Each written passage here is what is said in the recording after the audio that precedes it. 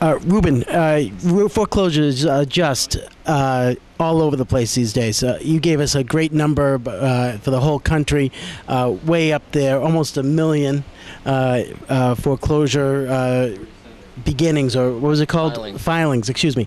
I mean, almost 1 million foreclosure filings throughout the country is quite substantial. How has that affected the way a buyer coming into your office today, whether they're 100% buyer or not, how has that affected the buyer getting a loan? Is it gotten much more difficult?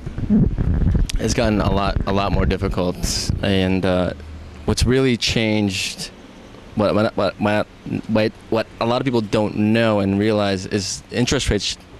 Interest rates aren't the only thing that have changed. Interest rates obviously have gone up, and I think people are aware of that. But another thing that has changed is the guidelines in which the lenders underwrite the loans with.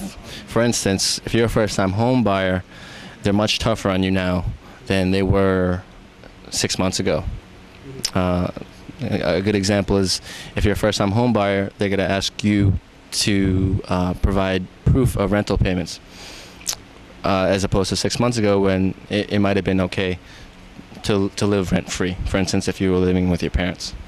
So it's gotten a lot tougher, and I think, just like the last question you asked me, it's not about what's the lowest rate that someone can get. It's really what fits with their specific situation and what programs fits best for them, given their credit, given their income, given how much money they're putting down on the home, given how long they're going to live in this property, given their cash flow situation. Are they self-employed? Do they work for someone else? Do they have kids? Do they have other dependents? Do they have another income supporting the mortgage? I mean, there's just so many different questions that I would need to ask someone when we sit down for a consultation.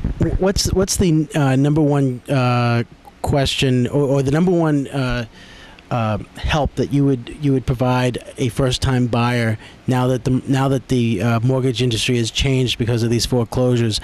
Is it make sure you keep receipts of payments on your rent, and if you're not renting, start renting? What is something that somebody's going to need to do because of the change? What's the number one thing that you've noticed that your investors have been asking for that they didn't ask for? Mm-hmm. Well,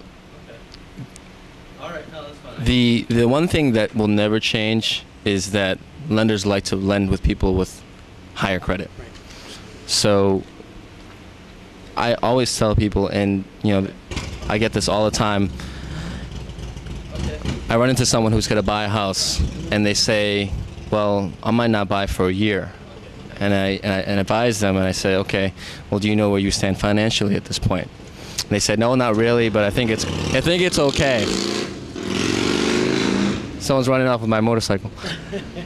And they say, oh yeah, I think it's okay. I'll call you, a month before I buy a house. Well, that's definitely not the way to do it.